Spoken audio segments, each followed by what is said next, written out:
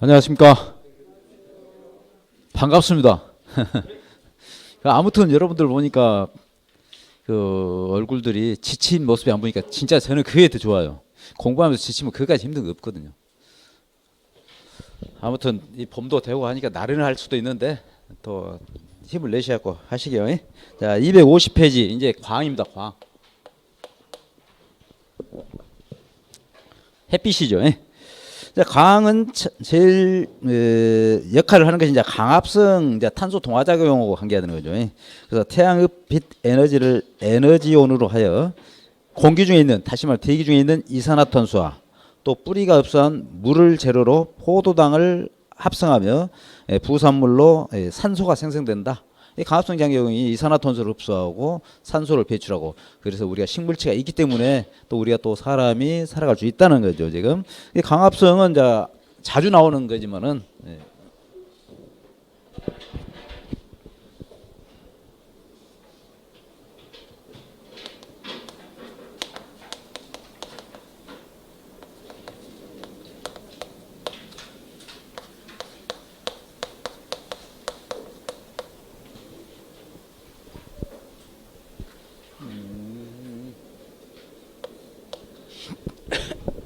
자,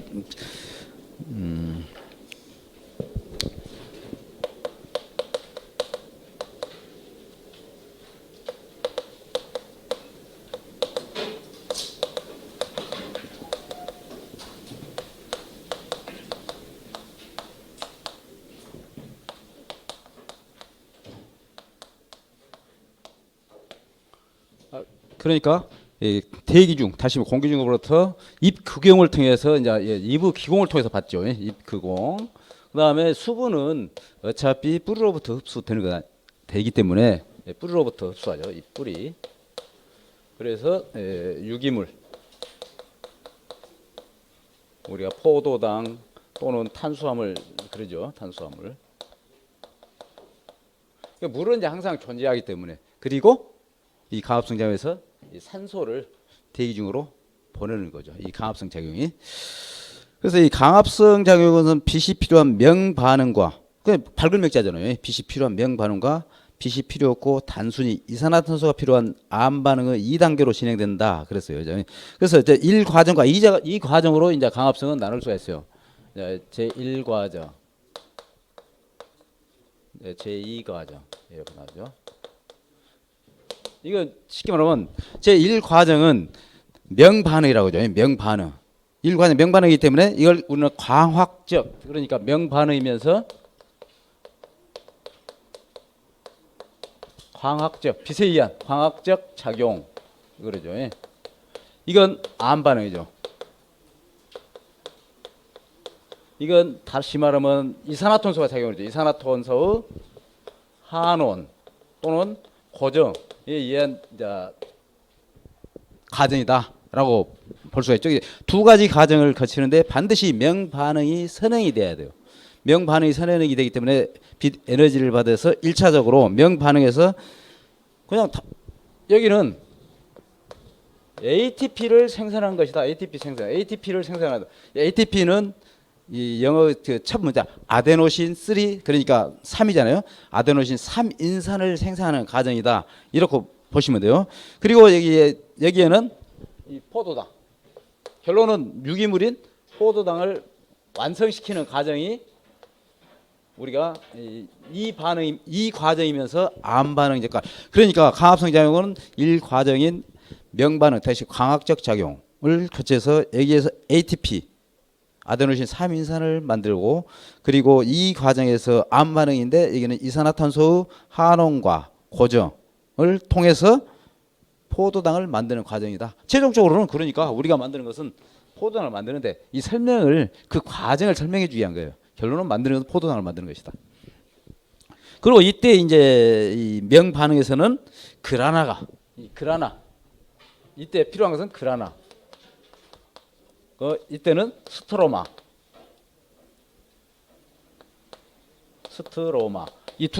이 과정만 생각하시면 돼요. 그리고 최종적으로는 유기물을 만드는 과정이 쉽게 말하면 강합성 또는 탄소 동화작용 과정이다. 깊이 생각하지 마세요. 그래서 결론은 유기물을 만드는 포도당을 만드는 과정이 강합성 작용이다. 자, 명반응에서는 빛 에너지를 이용한 무르 강분해가 일어나 산소가 방출되고 광인산화가 일어나 ATP와 NADPH2가 생성되어 암 반응에 공급된다. 그 명반응에서 이 과정 1과정에서 ATP를 만들어서 이 암 반응 과정으로 이행을 시켜준다는 얘기죠. 그래서 이 명반응 산물 중 ATP와 NADPH2는 암 반응에 이용되므로 반드시 명반응이 암 반응에 선행돼야 한다. 그래 빛이 없으면 결론은 강합성 작용 안 되는 거죠. 결론은 빛에 의해서 하는데 두 가지 과정을 거친다는 뿐이죠. 그죠? 그래서 암 반응에서는 명반응으로부터 얻은 ATP와 NADPH2를 이용하여 이산화탄소를 환원시켜 포도당을 만드는 것이다. 포도당 다시 말해 유기물을 만드는 거죠. 식물체에 쓸 수 있는 양분 그러죠. 자 그렇다면은 이 강합성의 기능. 자 무기물로부터 무기물이라는 것은 여기서 말하는 이 물과 이 쉽게 말하면 형체가 없는 물과 이산화탄소가 물이죠. 이걸로부터 생물의 에너지원인 유기물을 합성한다. 물과 이산화탄소를 이용해서 생물의 에너지원인 유기물을 합성하는 과정. 그다음에 생물의 산소 호흡에 필요한 산소를 방출한다. 여기 생물이란 사람이라든지 마찬가지입니다. 이게 또 호흡을 필요할 때는 나무도 산소를 이용하기 때문에 결론은 생물은 사람, 식물 다 포함되는 거죠. 그래서 필요한 산소를 방출해준다는 얘기죠. 강합성 작용에 의해서. 그리고 강합성을 통해 대기 중에 이산화탄소를 흡수하여 유기물의 형태로 저장하기 때문에 지구 온난화를 억제하는 현상이 있다. 그래 식물체가 없으면 문제죠. 그래서 지금 뭐 브라질 같은데 이제 이런데 큰 이제 문제 아닙니까? 지구 허파라는데 이런데 개발이 많이 됨으로써 이 식물체가 많이 식물이 많이 줄어들므로써 지금 지구의 온난화든지 이산화탄소 축적 그래서 탄소 제로화 이런 이야기가 나오는 것은 그런 모든 문제가 되죠. 모든 인간은 필요에 따라서 탄소를 많이 배출하는데 또 그 필요에 따라서 이 쉽게 말하면 식물체를 많이 제거함으로써 그런 반작용이 계속 일어난다고 볼 수 있죠. 자, 다음 번째 강합성에 직접적 영향을 미치는 요인. 다시 말하면 강합성량을 결정하는 요인이 무엇이냐라는 이야기죠. 자, 빛의 세기와 강합성. 자, 빛의 세기가 증가함에 따라 그게 강도가 빛의 세기가 증가함에 따라 어느 정도까지는 증가하지만 강포화점 이상에서는 더 이상 증가하지 않는다. 그리고 온도와 강합성. 빛이 약할 때는 온도의 영향을 거의 받지 않지만 30에서 35도씨에서 강합성 속도가 최대이며 그 이상에는 급격히 감소한다. 그때 온도에서 그 이야기를 해드렸어요. 30에서 35도 최대가 되지만은 40에서 45도 이상이 되면은 강합성이 정지된다.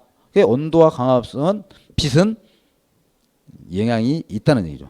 그다음 빛의 파장과 강합성. 400에서 700 나노미터의 가시광선을 주로 이용하는데 가시광선이죠. 그래서 적색광의 평균은 650 나노입니다. 650 나노미터. 650. 그다음에 청색광은 450 나노미터를 주로 이용한다. 그러니까 녹색광이나 이런 건 황색광이나 이런 건 강합성에 영향을 주지 못한다는 얘기죠. 그다음에 이산화탄소 농도 강합성. 자, 이 결론은 이산화탄소와 관계가 되죠. 강합성은. 그래서 이산화탄소와 관계가 된다. 그래서 이산화탄소 농도가 증가함에 따라 강합성 속도가 증가하다가 일정 농도 0.1%입니다. 이거 기억해 주세요. 자, 대기 중에는 우리가 이산화탄소 농도가 대기 중에는 0.03%예요. 0.1%까지는 증가하지만 그 이상은 또 필요 없다는 얘기죠. 그래서 강합성 속도가 더 이상 증가하지 않는다는 겁니다. 0.1%가 한계치다. 맥시멈이다 라고 볼 수 있죠. 자, 광과 작물의 생리작용, 강합성 수행. 자, 녹색 식물은 광을 받아서 엽록소를 형성하고 엽록소를 형성한다 했잖아요. 엽록소, 엽록체, 엽록소 똑같은 이야기죠. 엽록소를 형성하고 강합성을 수행하여 유기물을 생성한다.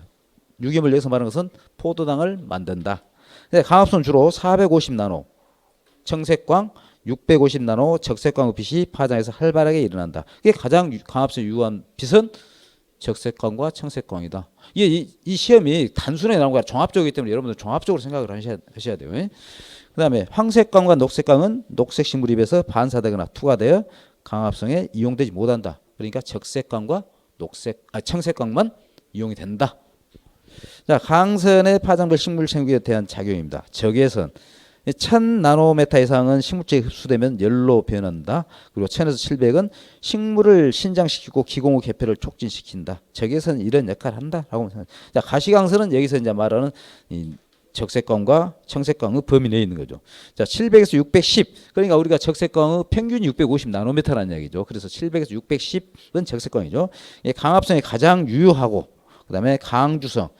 쉽게 말해 장일이냐 당일이냐 강주성. 낙값 한번 길이를 강주성이라고 해요. 그 기에 따라 반응에도 유효하다. 그리고 이 적색광은 안토시안. 이 적색광은 안토시안을 생성합니다. 적색광은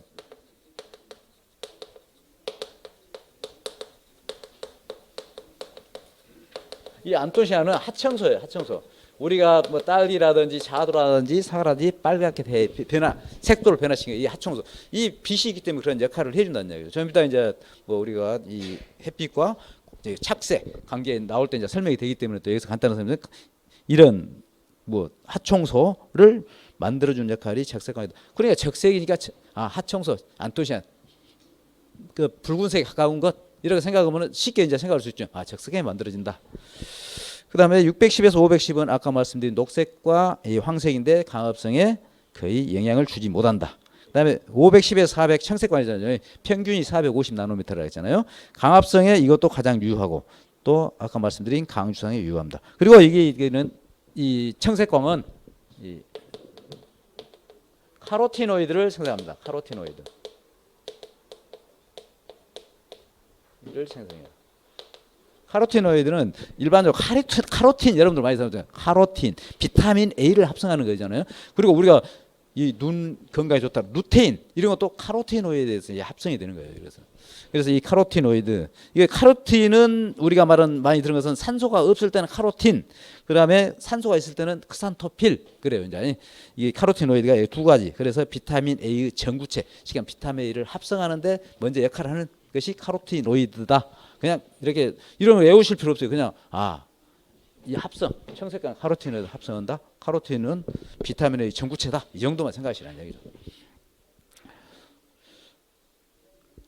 그 다음에 이제 자외선이죠. 자외선 400에서 315. 키를 작게 하고 그 키를 작게 한다는 것은 신장을 억제한다. 이 여기 나면 또 키를 작게 하고던데 다른 말로 자외선의 역할, 뭐 신장 억제 기능. 그러니까 햇빛이 없으면은 여러분들이 햇빛을 안 받으면은 작물체가 웃자라는 거예요. 그 이야기는 햇빛 속에는 자외선이 있는데 자외선이 비춰주질 못하기 때문에 웃자라는 거예요. 웃자. 키를 작게 하고 입을 두껍게 하며 그 다음에 이것도 적색광과 같이 안토시안 색소를 생성합니다. 그래서 자외선이 없으면은 그러니까 그 이부 두껍기라든지 그런 역할이 이 자외선 역할을 한다는 얘기예요. 그래서 나중에 이제 말씀드렸지만 양력과 양성화와 음성화의 이부 크기라든지 두께 이런 것들은 햇빛하고 연관이 있다는 얘기죠. 다음 이제 증산, 이제 이 광의 이 역할이 증산이죠. 증산. 자, 증산이라는 것은 강합성을 하고 쓰고 남은 물을, 식물체에 있는 물을 수증기 형태로 이부 기공을 통해서 대기 중으로 보내는 것이 증산이에요. 그리고 우리가 지표면에 있는 수분 또는 뭐 저수지 이런 수면에 있는 물이 수증기 형태로 대기 중으로 나가는 것은 증발이에요. 증발. 그러니까 증산과 증발. 이 수증기 형태로 대기 중으로 나가는 거구나. 다음은 식물체에서는 증산이다. 자, 광이 조사되면 자, 햇빛이 비치면은 당연히 온도가 올라가죠. 햇빛 없으면 그날 온도가 낮잖아요. 그래서 온도가 상승하여 증상이 조장된다. 사람도 햇빛이 있고 따뜻하면 땀 흘리잖아요. 똑같은 생각하시면 돼요. 그렇고 그래서 이 햇빛하고는 증산작용하고도 연관이 있다. 그래서 광이 있으면 강합성에서 동화물질이 축적되고, 자, 강합성에서 동화물질이라는 것은 이걸 말한 거예요. 이 유기물을 우리는 동화물질인 거예요. 동화물질. 유기물은 어떤 것이고 동화물질은 어떤 것이 생각하시면 안 돼. 유기물을 동화물질이란다. 강합성 지금 탄소 동화작용에 의해서 만들어진 물질, 그러니까 동화물질이에요. 동화물질이 축적 쌓이고, 자, 동화물질이 쌓이면은 공변세포, 이것을 쉽게 말하면 공변세포라면 우리가 말한 기공을 구성한 하나의 쉽게 말하면 세포다 생각만 하세요. 그냥 달리 생각하면 기공을 구성하는 하나의 세포다 공변세포는. 그래서 이 동화물질 축적된다. 그러면은 이제 우리 앞에서 배웠잖아요. 삼투압이라든 수분 포텐셜 배웠잖아요. 이 생각을 하시면 돼. 동압을 쭉쭉 되면은 결론은 공변세포 삼투압이 높아져서, 자, 삼투압이 높아지면은 결론은 물을 끌어당긴다는 이야기잖아요. 그래서 삼투압이 높아지기 때문에 물의 흡수가 조장된다. 자, 물이 흡수가 된다. 물 흡수. 자, 물을 흡수가 한다. 흡수하면은 결론은 팽압이 발생한다는 이야기죠. 팽압.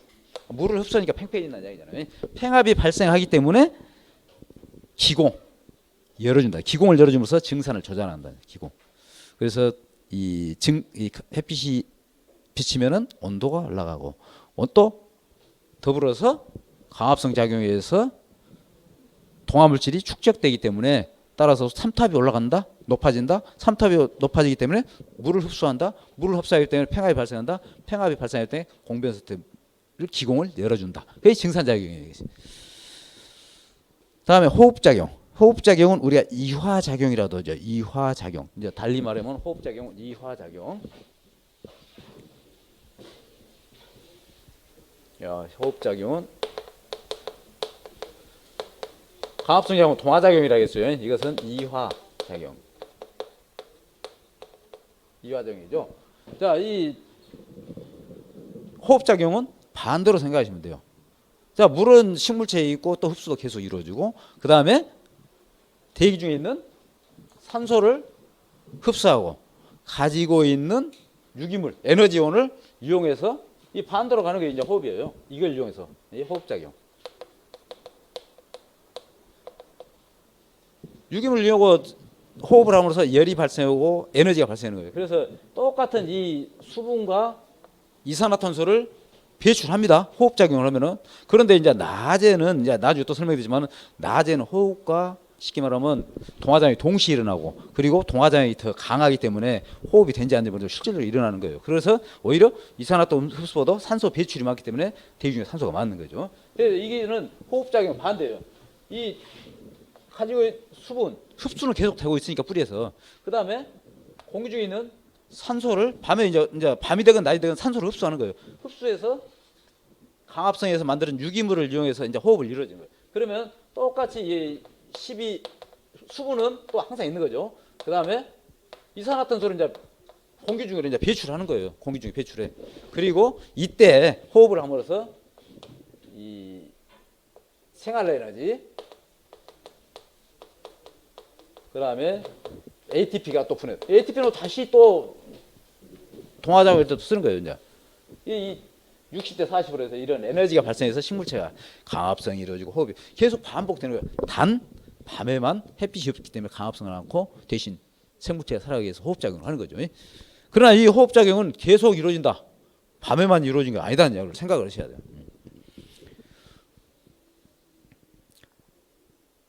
자, 그래서 산소와 결합하는 산화 반응이며, 산소를 기공을 통해서 흡수한다 했잖아요. 호흡을 하기 위해서. 호흡은 어쨌든 산소예요. 이산화탄소가 아닌 거예요. 호흡을 하기 위해서 산소를 흡수해서 산소랑 결합한 산화 반응이며, 열 에너지를, 쉽게 말하면 열 에너지를, 두 가지 에너지를 방출하는 발열 반응이다. 그리고 생성된, 다시 말하면 호흡에서 만들어진 이산화탄소와 수분은, 여기 만들어진 이산화탄소 수분은 다시 또 광합성 작용에 이용된다는 얘기예요. 그리고 저장된 ATP가 ADP로 분해될 때 약 7.3kcal 에너지가 방출되며, 방출되는 에너지는 여러 형태의 에너지로 전환되어 생명 활동에 쓰인다. 이때 생성된 ADP는 다시 광합성에 이용된다. 그래서 이제 우리가 보면은 식물은 자,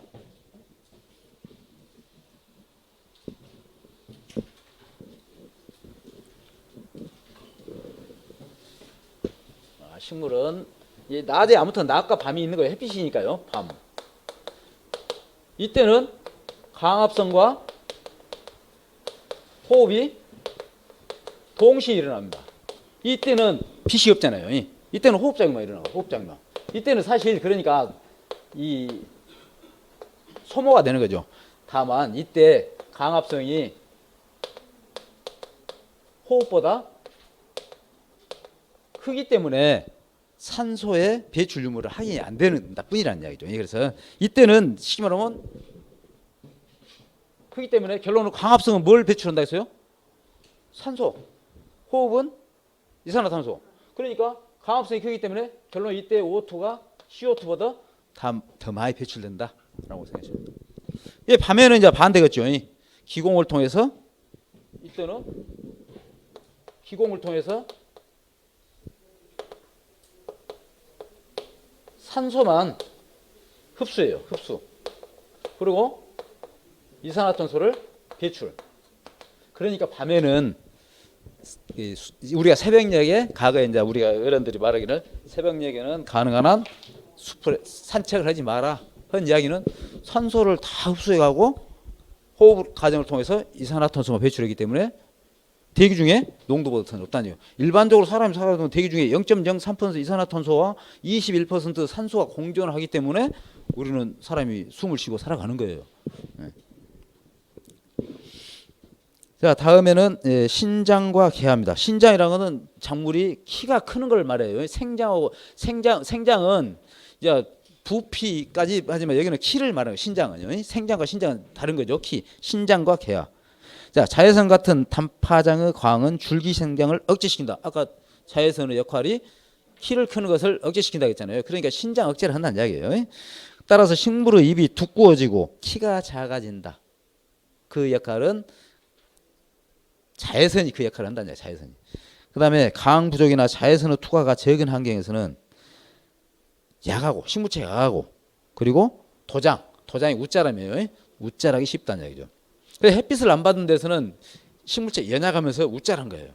그렇기 때문에 그런 것들은 병충해에 이제 또 약하죠. 그다음에 강 조사가 좋으면 광이 잘 비치면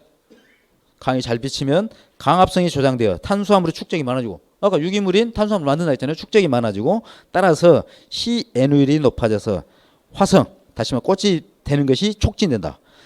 광이 조사되는 시간, 즉 일장의 장단도 화성 개화에 큰 영향을 준다. 그 이야기는 광이 조사되는 시간이라는 것은 장일성이냐 중일성이냐 그 식물의 특성에 따라서 예를 들어 장일성 식물은 장일 조건에서 개화가 되는 것이고 그 다음에 단일성 식물은 단일 조건, 해가 짧은 시기에 된다는 그 설명을 해주는 거죠. 자, 여기서 유기물인 탄수화물이 축적이 된다는 이야기. 축적이 된다는 이야기는 자 식물체는 일반적으로 뿌리를 통해서 각종 비료 성분, NPK, 칼슘, 마그네슘 다양하게 하는데 대표적인 식물을 생장시키는 질소예요.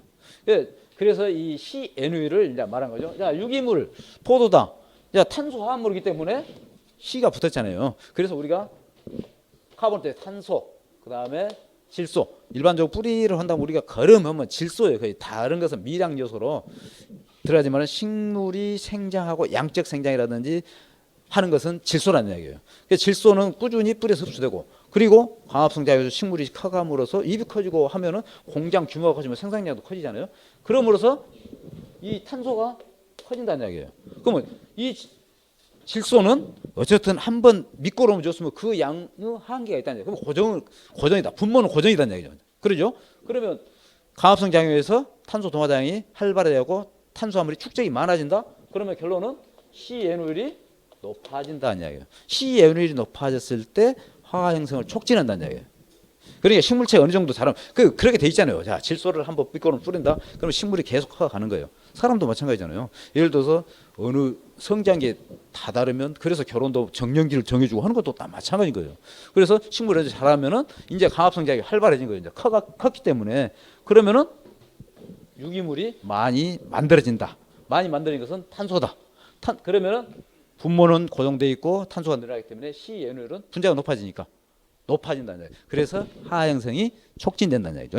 자, 다음 페이지 이제 보면 이제 나오죠. 이제 식물은 토양에서 뿌리가 수분과 질소 등 양분을 흡수하여 그러니까 일반적으로 계속 똑같은 비료 준 만큼만 흡수하여 이 물관을 타고 물관은 우리의 식물체가 이제 이 흡수한 것 쉽게 말하면 뿌리에서 흡수한 것은 물관 또는 도관 이 목부에 형성돼 있거든요. 이것은 그 관을 통해서 식물체 줄기 입으로 전달되고 그다음에 방금 말씀드린 유기물 포도당은 체관을 통해서 줄기나 뿌리를 이동하는 거예요.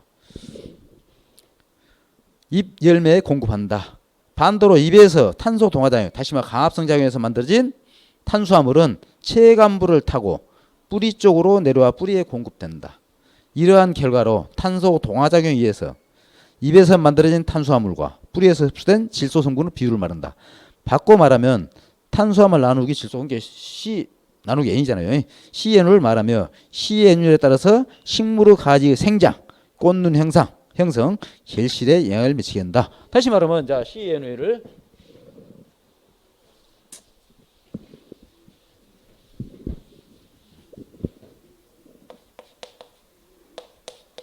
자 CN율이 자 낮으면 자 CN율이 낮다 이야기는 뭔 말이겠어요? CN율이 낮으면 질소가 많다는 이야기죠. 이거는 C는 적고 질소가 많다. 그럼 질소 역할을 뭔 역할을 한다 했어요? 영양생장만 한다는 거예요. 영양생장만. 영양생장을 지속해요. 쉽게 말하면 먹고 살만한 게 양분이 많으니까 항상 하는 말이지만 뇌가 건강하고 재밌으니까 요즘 젊은 사람 많죠. 내 삶을 위해서 결혼도 포기하고 결혼했더라도 자녀도 안 가지려고 해. 그 이야기는 생활 윤택하게 살라고. 그 질소 성분이 많으면 영양생장만 하는 거예요. 그러나 이 높으면 C가 많다는 얘기죠. 질소는 사실은 이제 고정인데 이제 비율로 봤을 때 질소가 낮다. 이거는 생식생장으로 전환이 되는 거예요. 생식생장은 화학 형성이 되고 화학 분화가 되고 꽃이 피고 열매가 맺는 걸 우리 생식생장, 영양생장이라는 것은 잎과 줄기, 뿌리가 양쪽으로 커가는 거. 이걸 영양생장이라고 해요. 야, 기출 뽀개기 한번 나왔네요. 가수 재배 시 1조 부족 현상은 1조 햇빛이 부족하다. 그럼 어떻습니까? 자, 1조가 부족하다. 신초가 웃자란다. 자, 도장 이야기를 해서 도장이기 때문에 신초 웃자람. 답은 이제 바로 1번 나왔네요. 자, 1조가 부족하면 꽃눈 형성 안 되죠. 적진. 왜? 꽃눈 형성이 안 될 이유가 있죠. 광합성 작용을 제대로 안 됐기 때문에 탄수화물을 못 만들었다. 그러면은 CN율이 높아지지 않는다. 그 다음에 가실 비대를 촉진. 마찬가지. 가실은 광합성 작용에서 만들어진 포도당이 가실로 가서 양쪽으로 커갖게 먹는데 그것도 안 되잖아요. 그 다음에 사과 착색도 자, 사과 착색은 안토시아닌 색소가 간여합니다. 그러면 적색광과 자외선이 안토시아닌 색소를 형성시키는데 그 역할을 못 한다는 이야기예요. 다음에 이제 굴광작용입니다. 굴광. 강을 향해서 굴절된다는 이야기죠. 식물이 강 조사의 방향에 따라 강이 비치는 방향으로 반응하여 굴곡 반응을 나타내는 현상으로 4,400에서 4,800 옹스트롬의 청색광이 강유하다. 자, 옹스트롬. 자, 옹스트롬이죠. 옹스트롬.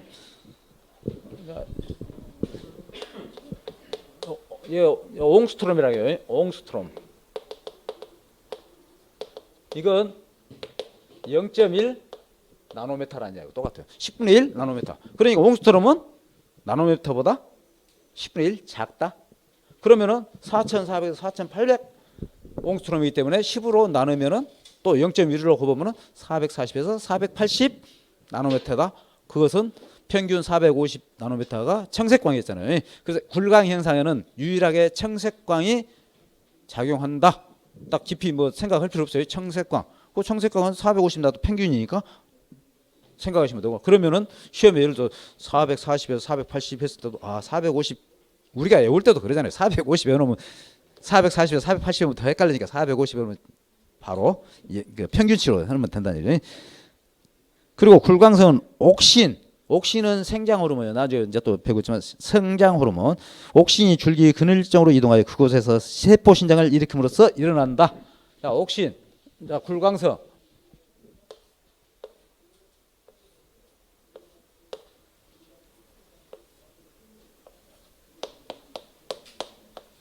햇빛이에요. 햇빛. 자, 강이 조사되는 쪽. 강이 조사하는 쪽에서 여기 반대로 옥신이 이동을 해요. 여기 옥신이 이쪽으로 이동한다는 얘기예요. 이쪽으로. 자, 옥신이 여기는 옥신 농도가 낮아지죠. 그러죠? 자, 강이 조사되는 반대쪽으로 옥신이 이동을 한다 했어요. 그러면 반대쪽에 옥신이 여기는 옥신 농도가 높아져요. 높아지니까 옥신은 무슨 호르몬이라 했어요? 성장 호르몬이라 했잖아요. 근데 여기는 옥신 농도가 낮기 때문에 이쪽은 생장이 안 되고 반대쪽으로 이동하는 옥신이 많은 쪽에 생장이 촉진되기 때문에 해를 향해서 9번인 것이 굴광성이다. 굴광성. 또는 향일성, 향광성. 굴광성은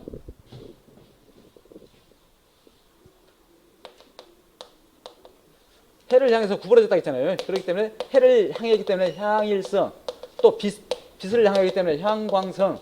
똑같은 이야기예요.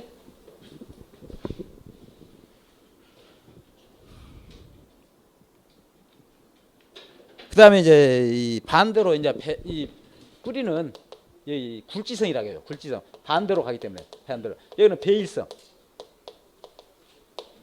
여기 일자도 날일자잖아요. 해를 기준으로 하잖아요. 배일성 또는 뭐 배광성 그러기도 하죠. 굴지성은 배광성, 배일성. 반대로 가기 때문에 그래서 이 굴광성은 청색광이 관여한다. 이때도 여러 가지로 종합적으로 생각하셔야 돼요. 광의 그 기능, 역할 이런 것을. 다음에 이제 책에는 없습니다만은 이 3회 때 문제가 나왔어요. 3회 때. 3회 때.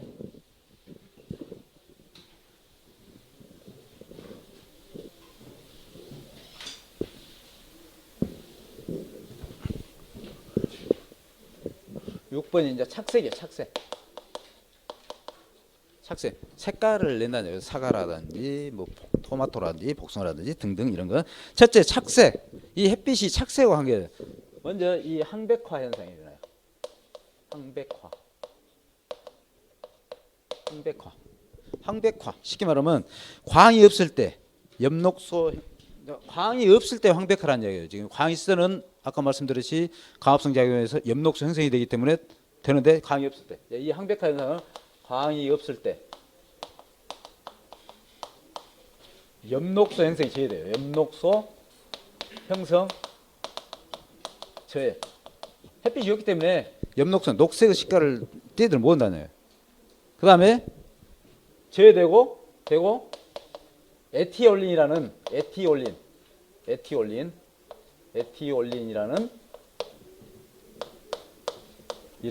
담황색 색소가 만들어진다. 그러니까 황색이잖아요.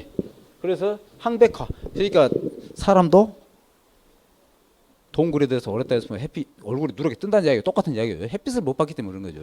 햇빛을 못 받기 때문에 항백화 현상이 난다. 그다음에 엽록소 광은 엽록소를 생성합니다. 엽록소. 아까 이제 없을 때 이제 엽록소 생성이 안 됐잖아요. 엽록소 형성이 된다. 주로 어떤 광에 의해서? 적색광과 이 청색광에 의해서 엽록소 형성을 한다는 얘기죠. 그 다음에 이제 이 사과, 포도, 뭐 딸기, 순무. 이 쉽게 말하면 이 순무도 마찬가지 쌀은 빨갛게 되잖아요. 사과도 마찬가지. 이 순무 등의 착색. 색깔이 변하는 거. 이게 착색을 하는 것은 주로 이 안토시안 색소에 의해서요. 안토시안 색소. 이 안토시안 색소는 이때 비교적 저온에서 생성이 잘 된다. 근데 이제 그때 시험 요거 다 그대로 이제 딱 내놓고는 이 하나만 갖고 온 거예요. 그러면 제대로 모르면 안 된다. 고라고 딱 해놨어요. 그러니까 공부를 제대로 않고 쉽게 말하면 혼자 공부한 사람들은 또 얼른 생각이 또 안 들어요. 이렇게 보면은. 근데 자주 반복해서 들으면 아 저것이 함정이었구나 라는 걸 알 수가 있죠. 그래서 이 저온에서 비교적 생성이 잘 된다. 자, 안토시안 색소는 어떤 광이? 적색광과 가시광선. 자, 다음에 이제 강보상점과 강포화점이죠. 자, 식물의 강합성과 호흡작용, 강합성 작용 이제 설명이 많이 됐기 때문에 이제 읽고만 넘어가도 이제 여러분 아실 거야 돼요. 강합성 작용, 이산화탄소를 흡수하고 산소를 방출하는 것이 강합성 작용입니다. 호흡 작용은 산소를 흡수하고 이산화탄소를 방출하죠. 자, 낮에는 강합성량이 호흡량이 크기 때문에 이산화탄소를 흡수하고 산소를 방출하는 것까지 보인다. 사실은 아까 말씀드렸듯이 동시에 진행이 되는 거예요. 그 다음에 강합성량이 호흡량보다 많아 강합성에 필요한 이산화탄소를 흡수하고 강합성 결과 발생한 산소를 방출한다. 그래서 이때 산에는 이 산소가 많기 때문에 이 숲길 산책 이때는 좋다는 얘기죠. 그다음 아침 저녁은 강압성량과 호흡량이 같다는 얘기죠. 겉으로 보기에 기체의 출입이 없음. 자, 강압성량과 호흡량이 같아. 강압성결과 생성된 산소가 모두 호흡에 이용되고 호흡결과 발생한 이산화탄소가 모두 강압성에 이용된다. 이게 들락 입출이 되긴 하지만은 양이 똑같기 때문에 아침 저녁 강압성이 같다. 이때 이제 쉽게 말하면 강보상점에 다다랐다라고 이제 볼 수가 있는 거죠. 이제 밤에는 햇빛이 없기 때문에 호흡만 일어난다. 다시 말해서 산소를 흡수하고 이산화탄소를 방출한다는 거죠. 그래서 빛이 없어 강압성이 일어나지 않고 호흡만 일어나므로 호흡에 필요한 산소를 흡수하고 호흡결과 발생한 이산화탄소를 방출한다. 네. 그다음에 강압성 속도. 자, 강압성으로 인해 소모되는 이산화탄소 양이나 생산되는 산소 양의 발생 속도를 말한다. 강압성 속도는 이산화탄소 농도에 영향을 받는다. 박스를 딱 쳐놓으십시오. 이산화탄소 농도에 영향을 받는다. 속도는. 자, 이산화탄소 농도가 증가하면 강압성 속도는 증가하지만 일정 수준, 아까 0.1%라 했죠. 일정 수준 이상이 되면 더 이상 증가하지 않는다. 이걸 우리는 강포화점이죠. 자, 총 강압성량 또는 진정 강압성량이죠. 호흡량을 무시한 절대적인 강압성량을 말한다. 자, 호흡에 의한 이산화탄소 방출을 무시하고 강압성에 의한 이산화탄소 총 흡수량만 따진다는 얘기죠. 그래서 총 강압성량은 순 강압성량 또는 예견상 강압성량 플러스 호흡량을 합친 것이 총 강압성량이다 라고 말씀드렸었죠. 자, 순 강압성량에는 두 가지로 나눠집니다. 강보상점과 강포화점이죠. 자, 강보상점. 이게 이제 2회 때 시험이 한번 나온 것 같아요. 강보상점을 설명해 놓고 답을 고르시오 그랬어요. 자, 식물이 강압성을 위해 흡수한 이산화탄소 양과 호흡으로 방출한 이산화탄소 양이 같은 지점을 말한다. 강도가 강보상점 이상일 때 식물이 생장한다. 쉽게 말하면 이 다른 말로 하면 유기물 증감, 그 다음에 이산화탄소 흡수와 방출량의 증감이 없다는 이야기예요. 제로다는 이야기예요. 제로. 이때는 그러니까 강보상점 상태면 식물체가 그냥 현상 유지 말고 사는 거예요. 증감이 없다는 이야기예요. 자, 그래서 순강압성 속도가 0이 되는 강의 조절마다 순강압성 속도가 플러스 상태에 됐을 때만이 식물체 유기물 증감이 있는 거예요. 그래서 총 강압성량과 호흡량이 같다. 그러다 하루 동안 아까 말씀드린 것 같이 아침 저녁 두 번에 걸쳐 존재한다. 쉽게 말하면 강압성 이산화탄소 흡수 방출이 똑같다는 이야기예요. 그다음에 강포화점. 식물의 강압성 속도가 더 이상 증가하지 않을 때 비스 세기. 그리고 강의 조도가 보상점을 넘어서 커짐에 따라 강압성 속도도 증대하나 어느 한계에 이르면 그 이상 강을 받아도 강압성 속도는 증대하지 않게 되는 상태를 우리는 강포화점. 이 용어 뜻만 여러분들이 잘 아시면 돼요. 여기 가서.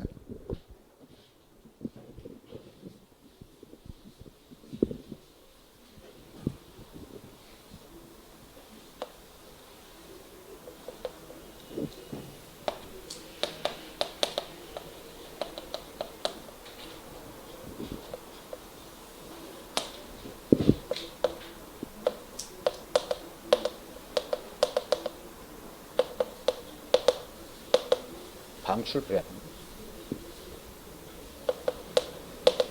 배출이나 방출이나 똑같네.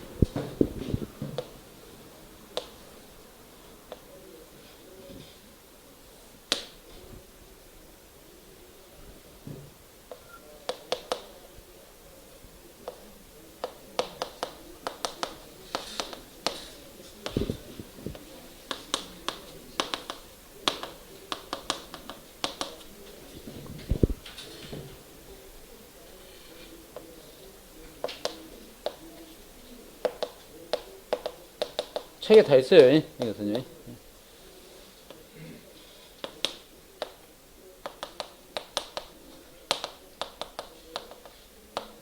순강압성량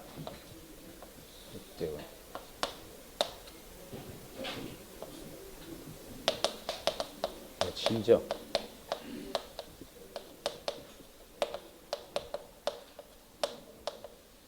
책에 있는 대로요. 쉽게 말하면 이산화탄소 흡수와 방출이 똑같은 점. 쉽게 말하면 아침 저녁 쉽게 말해 해 질무렵에 이때 이산화탄소 흡수와 배출이 방출이 똑같은 지점 이걸 우리는 강보상점이라고 했어요. 강보상점. 강포화점은 비스 세기가 어느 정도 이산화탄소 농도가 짙어도 어느 이상 되면은 더 이상 증가하지 않는 상태를 우리는 강포화점이에요. 그러면은 이때는 이제 순수하게 이제 호흡이 일어난 거죠. 호흡이 일어나고 강보상점 이상의 쉽게 말하면 총 강압성 양에서 총 강압성 양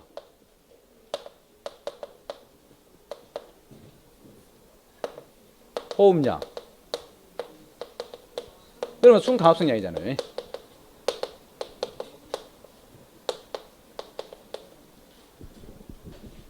그래서 강포화 상태에 있을 때 호흡량을 제한 것이 순강압성량. 순강압성량이 증가함으로써 유기물의 증가가 발생한다는 거죠. 왜?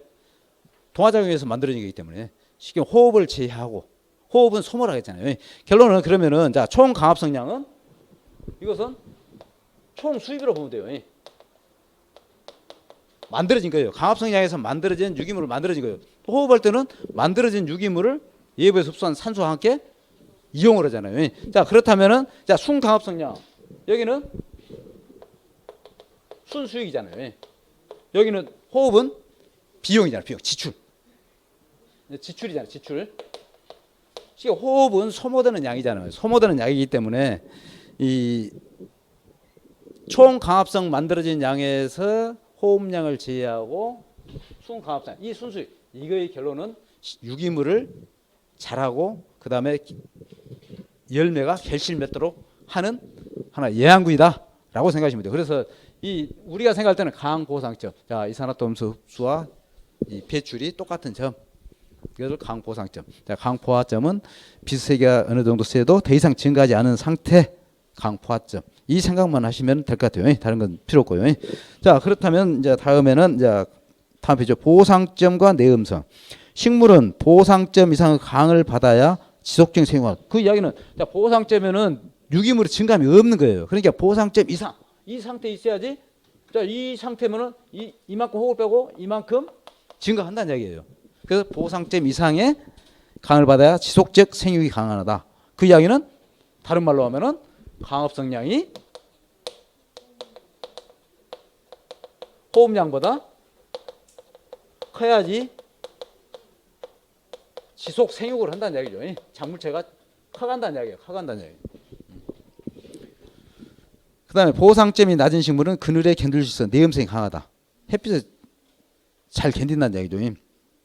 그 다음에 내음성이 높으면 그늘에 잘 견디는 것이 높으면 초류는 풀종류는 일종의 뭐 하층 식생이라고 볼 수 있죠. 아래쪽에 사는 초류는 수림 쉽게 말하면 나무 큰 나무 아래에서 하잖아요. 아래 하자예요. 그래서 수림하에 적응할 수 있고 수목은 음지에 적응하고 수림 내에서 생존 경쟁에 유리하며 햇빛을 잘 안 봐도 잘 자라기 때문에 생존 경쟁에 유리하다는 얘기죠. 그래서 작물에서는 초생재배나 간혼작이 가능하다. 초생재배는 이제 그 이야기는 자 우리가 초생재배 하면은 달리 다른 거 하나 생각할 필요 없다 했어요.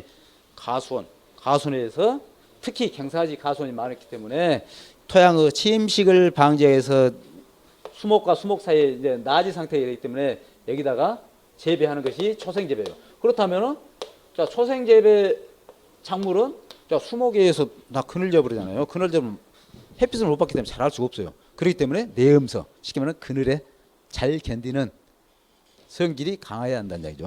자, 그래서 이제 예를 들어서 쌍떡잎 식물에 있어서 자, 쌍떡잎 식물 잎이 넓은 식물들이 대부분 쌍떡잎 식물이에요. 쌍떡잎 식물에서 양생식물. 양생식물은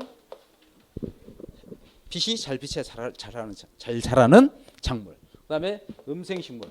빛이 없어도 없는 것이 더 잘 자라는 작물 이렇게 본다면은 특징이 있어요. 이때 이제 잎을 우리는 뭐 양엽 식물이라고도 해요. 양엽. 네, 음엽. 그러면 이 비교가 되면 양생 식물은 자 아까 자외선 설명할 때 들었죠. 자 양생 식물은 키가 작고 잎이 두껍고 그랬나 했죠. 자 잎이 일반적으로 두껍고 이 뭐랄까 폭이 이 가늘다 할까? 예. 폭이 좁은 편. 예. 입이 두껍고 좁은 편. 입이 좁다는 이야기, 좁은 편이다. 두껍고 좁은 햇빛을 많이 받는 이 양생식물은 특징이 그런다는 얘기죠. 그리고 엽록소 함량이 많합니다. 이것은 엽록소. 햇빛을 많이 받기 때문에 엽록소 함량이 2배 자체가 엽록소 함량이 비교적 많다. 그리고 이거는 강포화점. 여기서 말하는 강포화점이죠. 이 강포화점, 강보상점이 높습니다. 이것은 쉽게 말하면 햇빛이 많이 비칠수록 그 작물이 포화점이 높다는 이야기는 결론은 포화점이 높아지면은 쉽게 말하면 총 가압성이 높아질 수가 있잖아요. 이제 그 이야기예요. 그러면 잘 자란다는 이야기. 햇빛에 강포화점이나 강보상점, 여기도 강보상점도 높다. 그리고 이제 여기는 입이 얕고, 이것은 대신 입이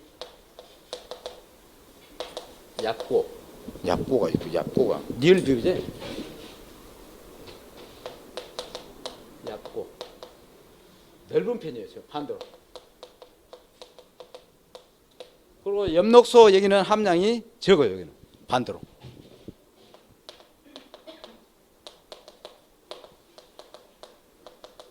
엽록소 함량이 적고, 그다음에 이것도 반대로 낮아요. 그래서 강보상점이나 강포화점이 낮다. 그래서 여러분들이 내음성, 이거 시험이 아마 4회 때가 나온 것 같아요. 그걸 이제 잘 기억하시면서 하면 될 것 같아요. 그 다음에 이제 그러니까 이제 설명을 다시 드리면은 자, 이게 설명은 이해가 되시겠죠? 자, 이걸 이제 양생식물이라 합시다. 양생식물. 다음 음생식물은 대신 강보상점이 비스세기가 쉽게 말하면 비스세기잖아요. 자, 빛이 약해도 강보상점이 낮다는 이야기예요. 그 다음에 포화점도 여기서, 그러니까 이런 식으로 해서 끝난다. 더 낮다는 이야기예요. 이 설명을 이제 그림으로 이제 설명해 드린 거죠. 그래서 이 양생식물은 다른 말로 하면은 내음성이 약하다. 음생식물은 내음성이 강하다. 이렇게 이제 기억을 하시면 돼요. 음생식물은 그늘에서도 잘 견딘다. 양생식물은 그늘에는 약하다. 자, 여기까지 하고 10분 쉬었다 하겠습니다.